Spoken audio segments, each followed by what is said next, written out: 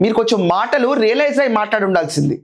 కూర్చుని స్వామివారి ప్రసాదం ఏదైతే వస్తుందో కుబేరులో రిచ్ బిచ్చగాళ్ళు అని చెప్పి మాట్లాడడం మాట ఎవరిని ఉద్దేశించి అంటున్నారు అంటే L1 దర్శనం కాకుండా సర్వసాధారణంగా క్యూ లైన్లో నుంచుని స్వామివారి దర్శనం చేసుకునే వాళ్ళందరూ మీ మాటలకి ఏమనుకోవాలి?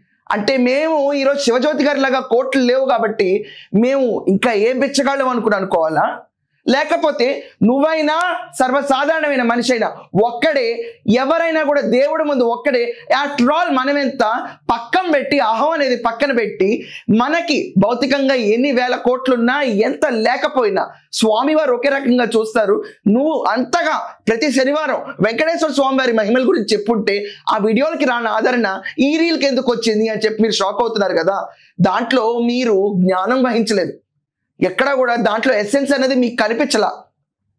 దేవుడు ముందు సర్వం అందరం ఒక్కటే అని చెప్పి ఒక వసుదైక కుటుంబం భావన మీలో లేదు కాబట్టి జనాలందరూ బ్యాషింగ్కి తిరగబడ్డారు.